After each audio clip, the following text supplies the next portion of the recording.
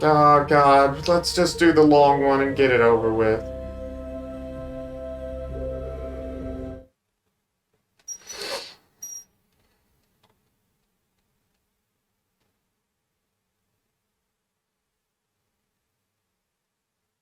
And if it super sucks, I'll just pack it up.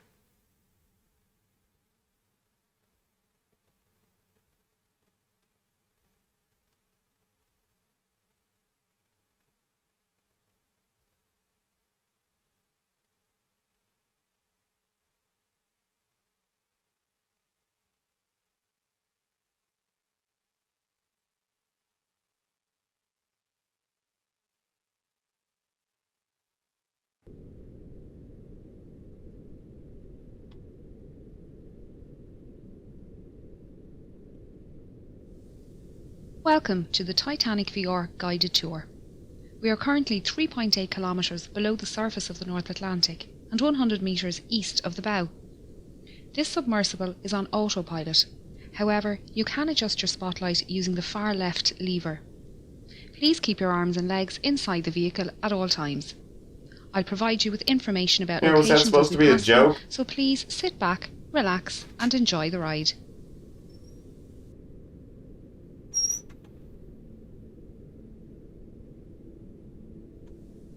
The RMS Titanic was the second White Star Line Olympic-class ocean liner, the first being RMS Olympic and the third being HMHS Britannic. She was 269 metres long, 28 metres wide and 72 metres tall from the bottom of her keel to the top of her masts. At 46,328 tonnes, she was the largest ship built at the time, being only slightly bigger than Olympic. Olympic and Titanic were the 400th and 401st hulls laid by shipbuilders Harland and Wolff in their Belfast shipyard in Northern Ireland. The two ships were built side by side, with work on the Olympic begun first. Everything on RMS Titanic was massive. This centre anchor was at the time the largest anchor forged by hand and weighed in at over 15 tonnes. The centre anchor and the two bower anchors were made by Noah Hingley and Sons in their workshop in Dudley, England. The anchors were transported to Belfast by horse, train and ship before being installed.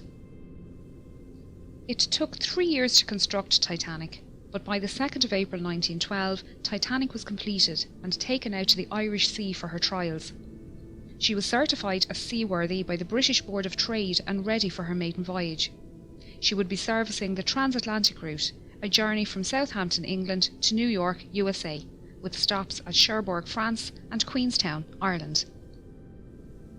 RMS Titanic carried mail and cargo as well as Man, I'm passengers. gonna fall asleep during She this had shit. 6 cargo hatches with numbers 1, 2 and 3 forward and 4, 5 and 6 aft. On our left is the number 1 hatch, the access point for the forwardmost cargo hold. The hatch cover can be found lying about 100 metres in front of the bow. It was blown off this hatch when the bow impacted the ocean floor and the water inside was forced up and out of the ship. After departing Southampton on the afternoon of Wednesday the 10th of April, RMS Titanic began her 5,360 kilometres journey to New York City. She was due to arrive in the early hours of Wednesday the 17th of April, but with calm ocean conditions and good weather, it was possible she could arrive early on Tuesday evening instead. The night of the 14th of April was moonless and a light fog was developing on the horizon. Titanic's captain Edward Smith had received a number of ice warnings during the day and had changed their course so they were further south to avoid the affected areas. The captain retired to bed and First Officer William Murdoch took charge of the bridge as officer of the watch. Titanic steamed ahead through the night while lookouts Frederick Fleet and Reginald Lee searched the horizon for small ice. They were standing here in the crow's nest when at 11:40 p.m. Fleet spotted an iceberg directly ahead. He rang the warning bell 3 times to indicate an obstacle ahead and phoned the bridge. Murdoch gave the order, hard a starboard, and the ship turned to port. But it was too late. Titanic struck the iceberg on her starboard side.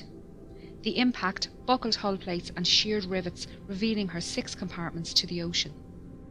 You can see here the remains of the crow's nest platform, and the mounting bracket for the bell above the access hole.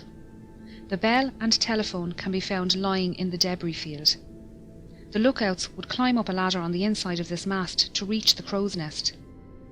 Both Lee and Fleet didn't believe Titanic had struck the iceberg hard and thought it was just a close shave.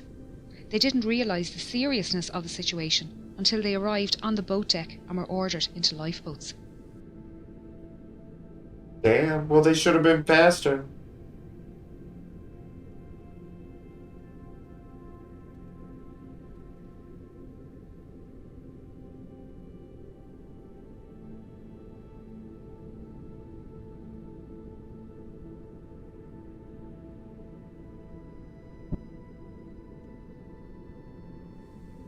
We are now heading down the number 2 hatch to reach the main cargo hold and mail room. We're passing by decks D, E, F and G, which house the third class open space and cabins for third class single men and crew. Third class single women and families were accommodated in the stern. The D deck open space was a large sheltered area with bench seats, small tables and a bar. Steerage passengers used this space to walk, socialise and to listen to music. They were expected to create their own entertainment and some passengers brought their instruments with them on the journey. The third class passengers held a dance party here on the night of the sinking. The crew staying in this section were mostly firemen, trimmers and greasers. These crewmen worked in the hot and dirty boiler and engine rooms, shovelling coal and greasing machinery. Because of this, they had their own special wash areas and slept in rooms away from passengers. They accessed their work areas through a passageway under the cargo hold below. Titanic contained 15 bulkheads, thick walls that separate her lower decks into 16 watertight compartments.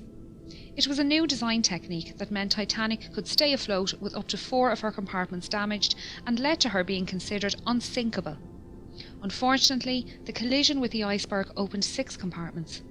Within the first 15 minutes, this cargo hold was underwater and the third class accommodation on G deck above was starting to fill with water. This hold was used to store cargo for passengers and businesses being transported across the Atlantic. Among the crates of fabrics, furniture and food products, there were also a few unusual items, including orchids, dragon's blood, barrels of mercury and a brand new Renault automobile. Some of the more expensive items being carried included Egyptian artefacts heading for the Denver Museum, the Rubaiyat of Omar Khayyam and the Le Circassiano Ben painting by Blondel. These items were most likely held in the first class baggage area next door, but were lost along with the mailroom when that section filled with water 20 minutes after the collision. We are now going to head through to the mailroom on the other side of this bulkhead. RMS Titanic was registered as a Royal Mail steamer and contracted to transport mail across the Atlantic. RMS liners were favourable with passengers as they were considered more reliable to arrive at their destination on time. Titanic had a mailroom and post office on board, with 5 dedicated post office workers. This team consisted of 2 British and 3 American clerks, and together they sorted up to 60,000 letters per day. Damn. John Jago Smith and James Williamson were from the British Royal Mail, and William Gwynne, John March and Oscar Woody Yo, this were game from the is like US nerd Postal overload. Service. They worked in both this room and the sorting room upstairs, and their sleeping quarters can be found above on F deck. There were roughly 200 bags of registered mail and 3,500 standard mail bags on board, meaning a total of roughly 7 million pieces of mail and 700 parcels were lost in the sinking. Oh, God! The iceberg damage ran directly across the starboard side of this room, leading to this space flooding early in the night. The 5 clerks worked tirelessly to try and save the mail and managed to carry 200 mail bags up these stairs to the sorting room. Yo. Only a few minutes later, the water had reached this level and they moved what they could to D deck. Their final movements aren't known, and sadly, all 5 mail clerks died in the sinking. Damn, but they tried to save the mail. It's probably just bills or junk.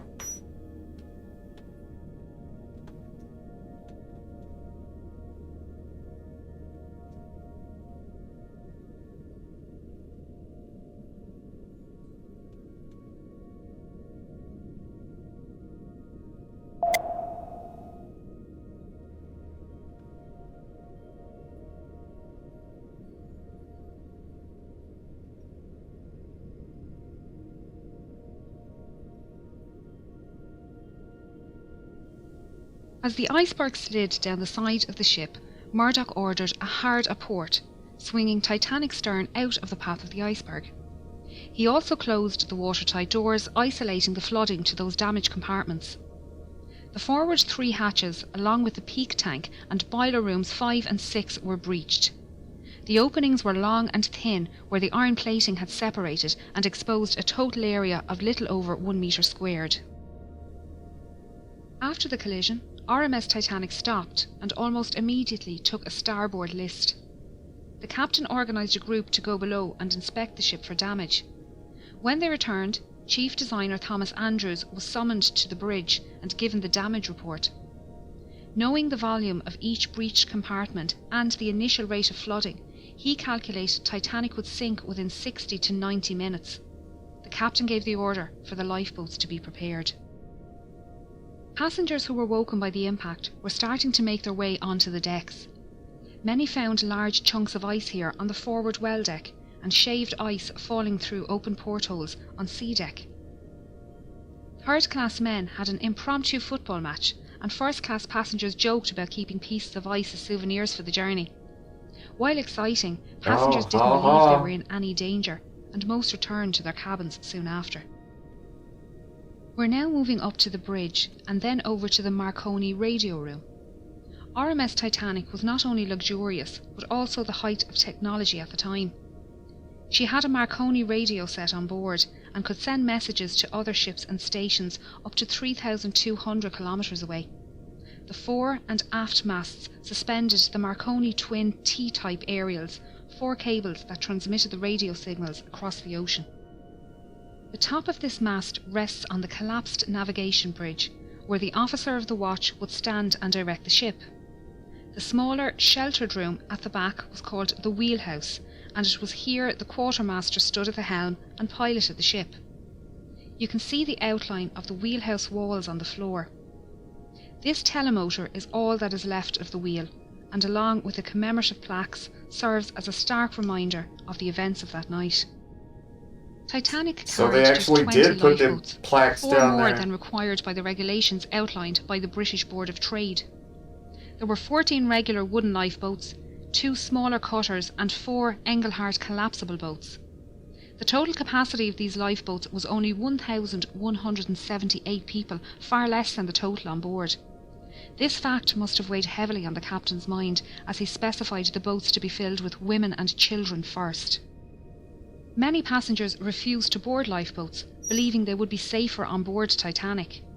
Just over an hour after the collision, the first lifeboat left the sinking ship.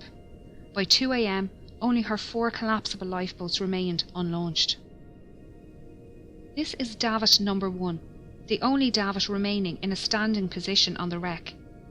It was used by First Officer Murdoch to lower Lifeboat 1 and Collapsible C, and was in the process of lowering Collapsible A when the bridge suddenly ducked under the water at 2:15 a.m. The officers, crew and passengers alike were washed from the decks by the resulting wave, and the lifeboat floated away upright and empty. Damn, that sucks.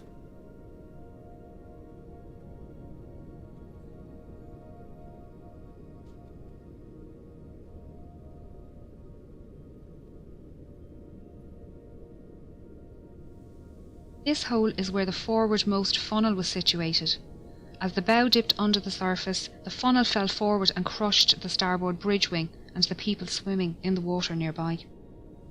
The stern rose out of the water, peaking at an angle of around 15 degrees. This placed stress on Titanic's keel, which buckled and twisted, tearing the ship in half and sending the waterlogged bow plummeting to the ocean floor. The tear wasn't clean, with the decks failing to hold at varying positions. The stern, now rapidly filling with water, bobbed on the surface for a few minutes before slipping under. Those in lifeboats had rowed far away from the ship for fear of being pulled under by the suction as Titanic sank. They were now left to decide whether they remain safe in their boat or try to rescue some of the 1,500 people floating in the freezing water. Yeah. If they returned to the wreckage, they risked being capsized by panicked swimmers trying to climb into their lifeboat. It was a hard decision, and many decided the risk was too great. Only 3 boats pulled people from the ocean that night. Most people in the water succumbed to hypothermia within 15 to 20 minutes, their life belts keeping them afloat. A few managed to make their way to the unlaunched collapsibles A and B and pulled themselves aboard. Here they waited, in the dark, not knowing how long they would be floating on the open sea. The opening ahead of us is the Marconi room skylight. We're now going to descend into the room to learn about the rescue.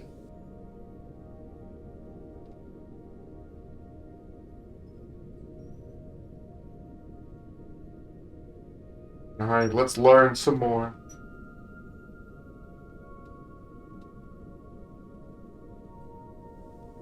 Throughout the night, Senior Operator Jack Phillips worked the 5 kilowatt Marconi wireless radio set to send out distress signals using both the old CQD and new SOS call codes. He alerted nearby ships to their position and status and received updates of ship locations and estimated arrival times. Junior Operator Harold Bride took these updates to Captain Smith and passed the captain's responses back to Phillips for transmission. RMS Carpathia radio operator Harold Cottam was off duty and about to go to bed when he decided to listen in to the nightly news from Cape Cod. Operators there mentioned they had ice warnings for Titanic, and Cottam decided to pass on the message. He was surprised when Phillips responded to his call with a CQD and gave Titanic's location. Cottam immediately took the message to Carpathia's captain Arthur Rostron, who ordered all hands on deck and told Cottam to let Titanic know they were on their way.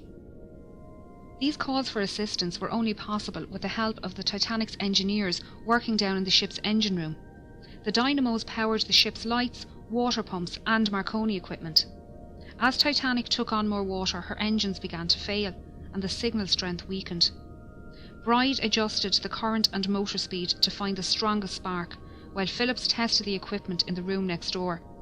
Bride's final settings can be seen on the wall here.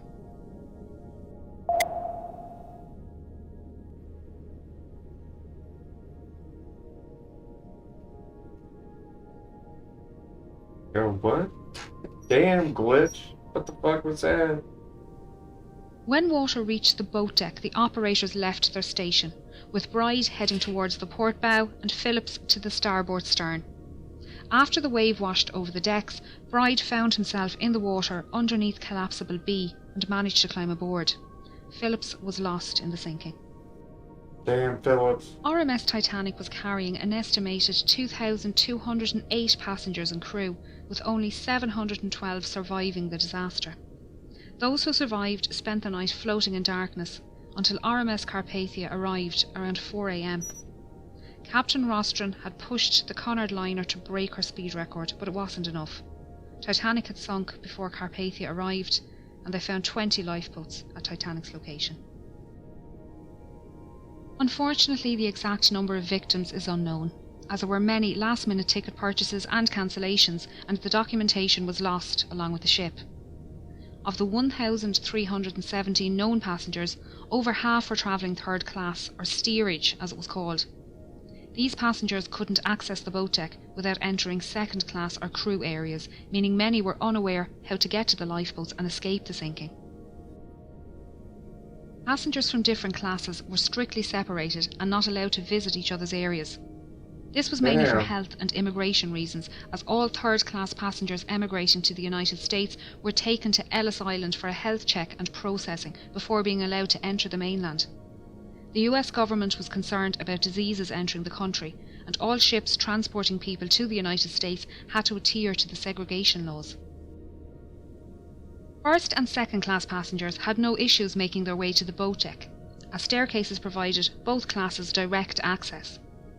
This forward grand staircase is one of the most iconic spaces within the ship, and linked the floors accessible to first class from the boat deck through to F deck. Each deck contained stylised cabins, common spaces and state-of-the-art facilities.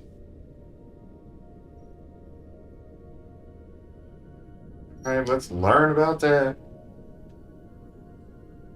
Learn.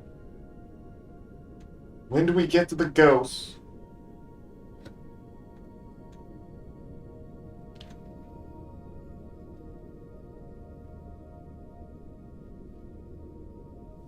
A deck comprised of the first class lounge, promenade, reading room and smoking room. The first class Hell yeah, the smoking room smoking contained room. the only functional fireplace on the ship. All cabins and other passenger areas of the ship contained either false fireplaces or electric heaters. B deck included the 2 millionaire suites, the largest suites on the ship, both with private promenades. This deck also included the a la carte restaurant and Café Parisien, both managed by restaurateur Luigi Gatti. This restaurant and cafe were not included in the travelling fare like the dining saloon, and tables needed to be booked ahead of time.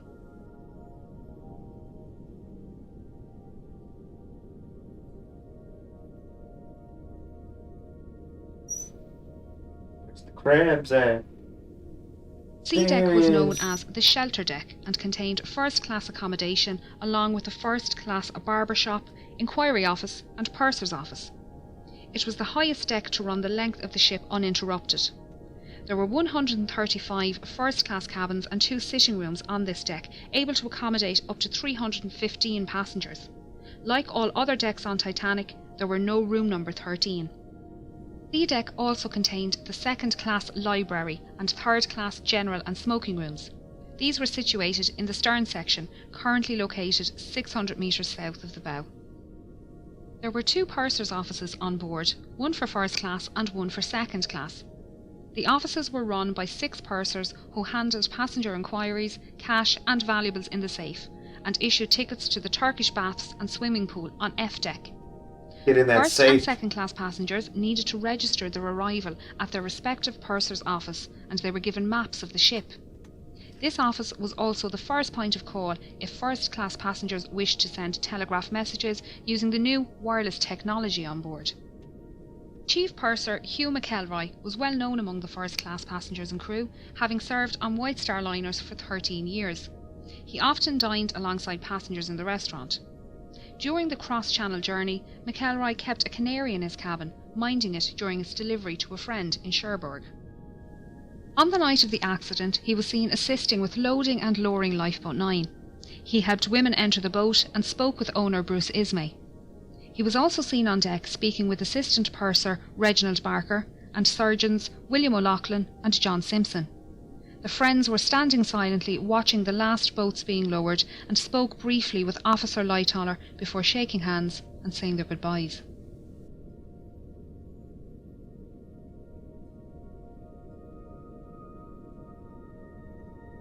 Damn, I guess that guy didn't get his canary back.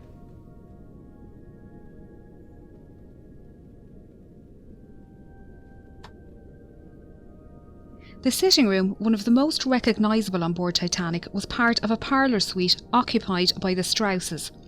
It was decorated in the Regency style with mahogany furniture and gilt panels. It was the only room on board in this style, and you can still see the golden clock sitting on the mantelpiece, surrounded by debris. The bedroom next door also contained mahogany furniture, this time contrasting with the white gilt panelling and decorated in the Empire style. Shit, get that Isidore gold Strauss clock. was one of the owners of Macy's department store, and he and his wife Ida were returning home to the United States after visiting Europe for the winter.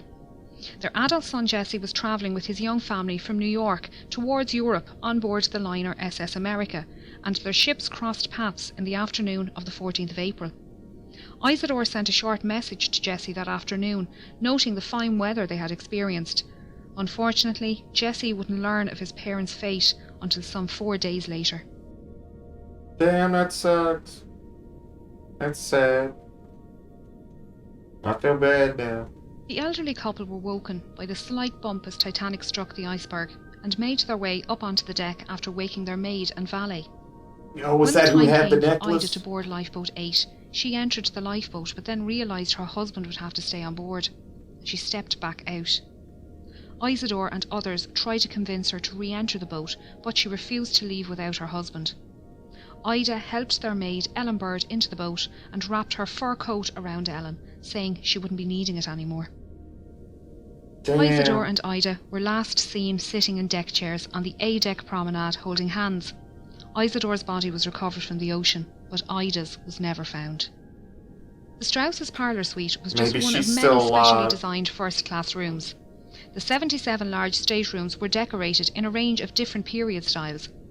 Titanic was designed to be the height of opulence, and the first-class common areas were the most luxurious. She mostly followed Olympic's design, but White Star Line made many changes to Titanic's layout and fixtures due to feedback from Olympic's maiden voyage. Some design changes can be seen on D-Deck.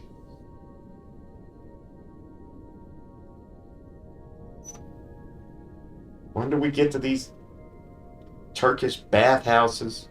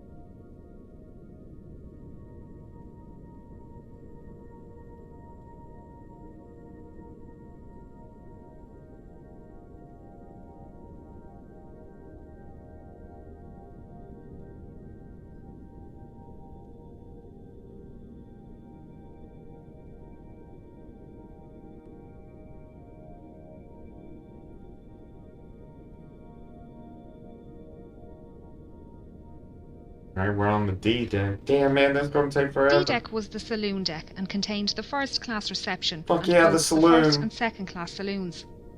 This was also the highest deck to accommodate all three classes. This reception room was possibly the most utilised first-class space on the ship. It extends the full width of the ship and was decorated Jacobean style with raised ceilings, white carved panelling and dark green carpet. The arched windows on the sides allowed natural lighting during the day and were lit at night by electric lights hidden behind the glass. White wicker furniture with green cushions and potted I mean, if the palms graphics completed in the this look, didn't suck keeping the fucking space ass, open. it would be pretty damn cool.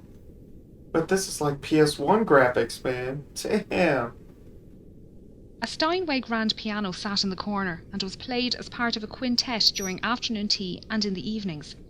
Passengers would sit and listen to the band before heading to dinner in either the B-Deck restaurant or through the double doors to the first-class saloon. Percy Fletcher, the ship's bugler, called passengers to their evening meals by playing the Old Roast Beef of England at various locations around the ship.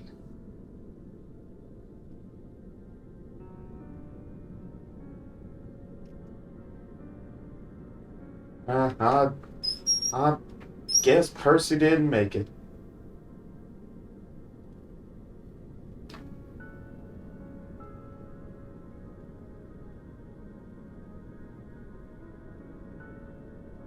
Alright, robot lady, it's about time to pack this tour up, man.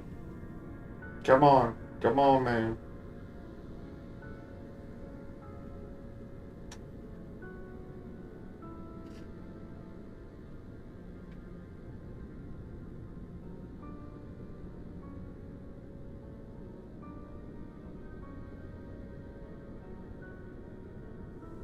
First-class passengers boarded and departed the ship via the gangway doors on either side of this room, or by the gangway doors directly above on B-Deck.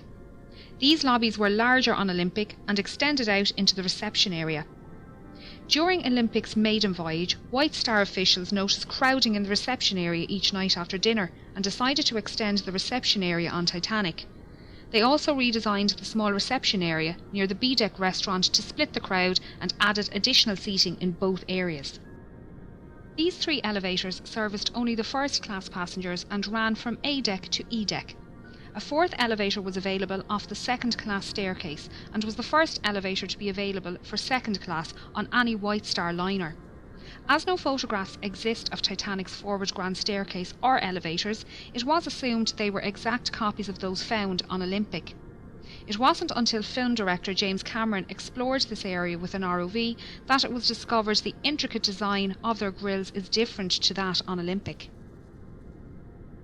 Not a lot of sea life lives at this depth, but since discovering the wreck we've learned quite a bit about the ones that do. So far, 24 species of invertebrates have been discovered around the wreck, including crabs, coral, and sea stars. There have also been 4 species of fish found, with the rat-tail or grenadier fish being one of the more common species. They can grow up to 1 metre long and can be found both inside and outside the wreck.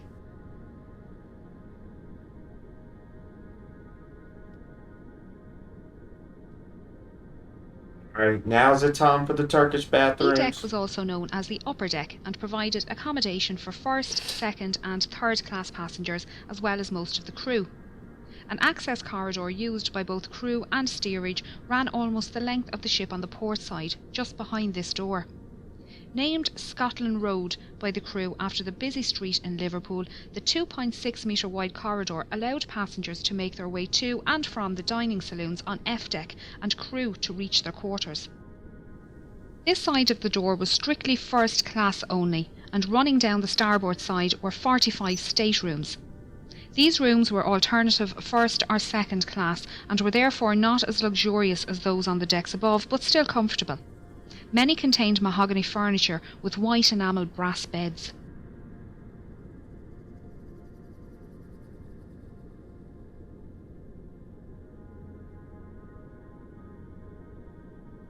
Yo, teacher, can I get off this tour yet, please? Oh, damn, man. I've learned enough. My head hurts. I should have just watched the movie. Nah, never mind. No way this is longer than the movie. I remember that shit's like 3 hours long.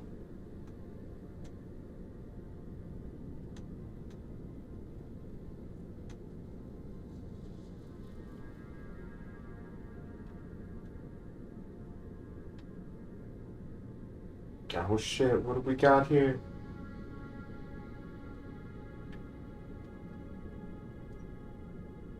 If it moved faster, damn.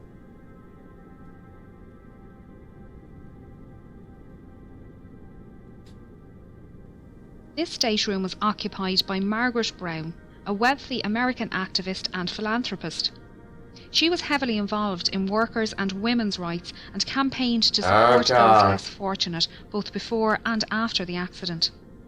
Margaret was holidaying in Egypt with friends when she received a message that her eldest grandson was seriously sick at home in the United States. She booked the earliest ship from Cherbourg back to New York, the RMS Titanic. In her interview with Colonel Archibald Gracie, she stated she was lying on her brass bed reading at the time of the accident. She felt the bump, but didn't think much of it and kept reading. It wasn't until she heard men talking about heading up on deck that she decided to find out what happened. One of the men told her to grab her lifebelt and head up onto the boat deck with them.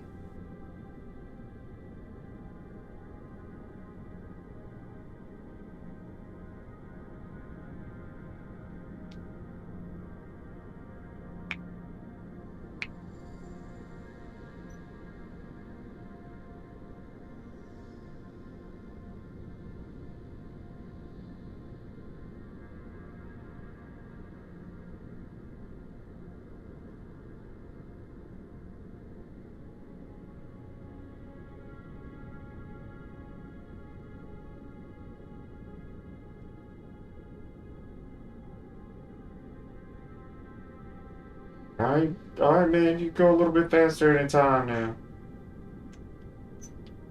As they made their way up, she saw a group of men manually lowering the F-deck watertight doors from the access points in the floor here, directly outside of her cabin on E-deck.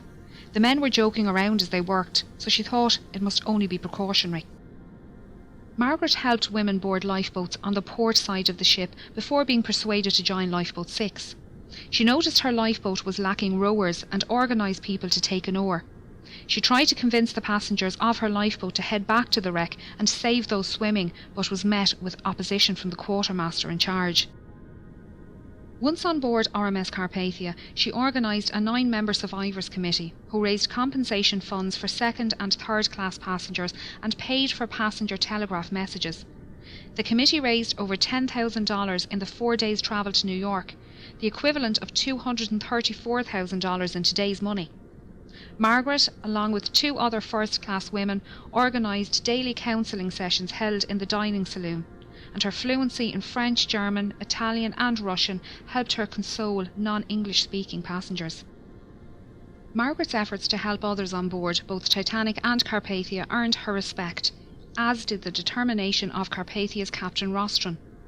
At a ceremony in New York, Titanic survivors presented Captain Rostron with a silver cup and golden medal to thank him for coming to their rescue and for the hospitality shown to them on board Carpathia. Yo, what if it was really that chick that didn't let anybody else get on that lifeboat? That would be a twist. We don't know.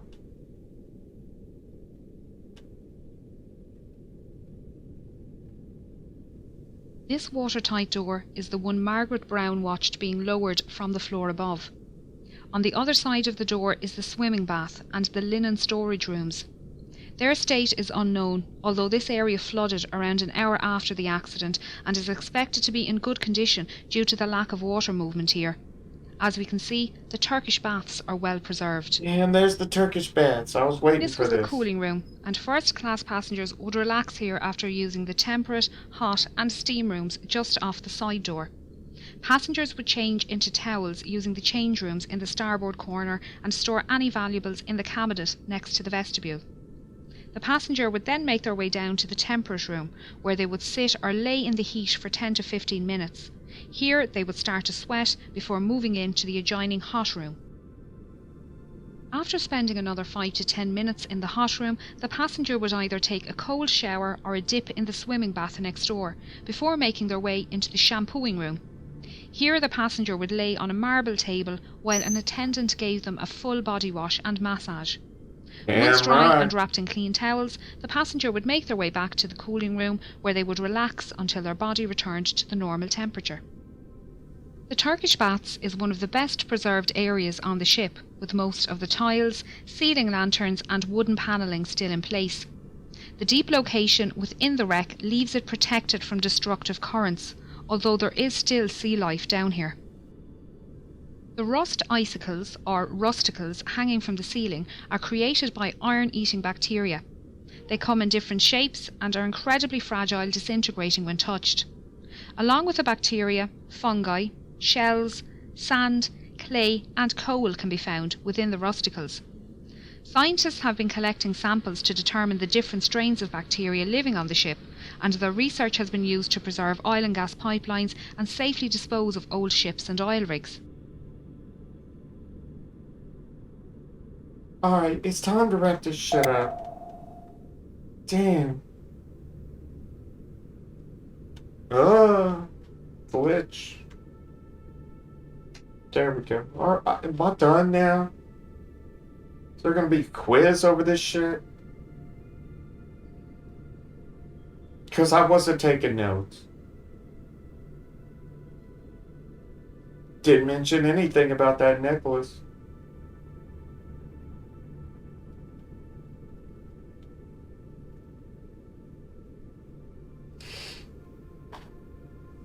As first-class passengers rose up this staircase and made their way out onto the boat deck, they would have passed the band playing in this alcove next to the entrance. The band consisted of 8 musicians led by violinist Wallace Hartley. They usually played separately as a quintet and string trio at varying locations throughout the day. During the evacuation, the musicians began playing near the B-deck restaurant, before later moving up to this position near the forward grand staircase.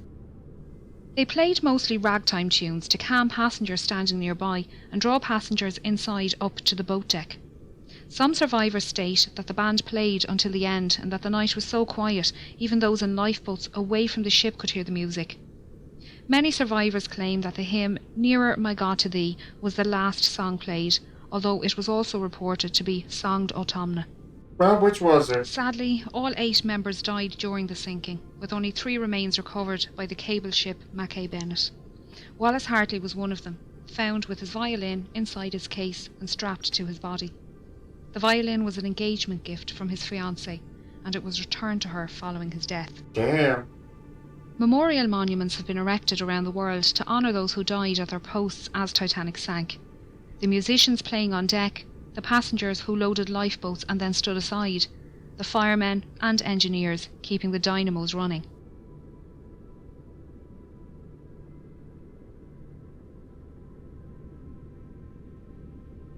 Okay. Please God, say this concludes our tour. Man, I can't take any more of this shit. I mean, that band back was pretty cool. That's a good one to go out on. The boilers standing here are part of Boiler Room 2 and were running until the end, powering the dynamos in the stern. A skeleton crew remained in the electrical engine room, redirecting power and keeping the lights on. This is the point where the keel failed and the massive ship began to tear itself apart. As so much of the ship between the bow and stern sections is scattered in the debris field, it's difficult to piece together the last moments of Titanic. Even those watching it happen couldn't agree, with the inquiries held in both the United States and England producing contradicting accounts. Many expositions to find and raise the wreck were proposed over the years, with the exact location of her wreck being unknown. Titanic's coordinates sent out in distress on the night of the accident had been incorrect. On 1st of September 1985, a Canadian-French team were searching the area when Dr. Robert Ballard came across some small debris. He followed the trail which led him to a boiler and eventually the wreck. His discovery confirmed suspicions that Titanic had in fact split, and there was no hope of raising the wreck as a whole. Scientists and historians have long argued for and against the recovery of artefacts from the site, while agreeing the site should be treated as a mass grave. Although it's predicted Titanic's wreck will disintegrate within the next 20 years, her story will intrigue generations to come.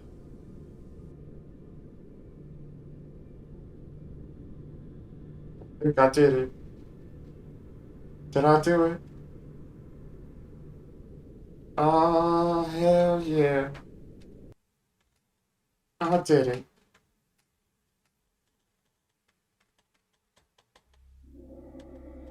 Well, alright. So that was the Titanic. Man, I learned a lot. Did I learn $250,000 worth of information? I don't think so. But this was a hell of a lot cheaper than going down there in actual reality. I'll take virtual reality. I'm a land guy. Man, I'm not made to go in the water or up in the air. So, alright. That was a way cheaper tour of the Titanic. We finally did it. We played through it all.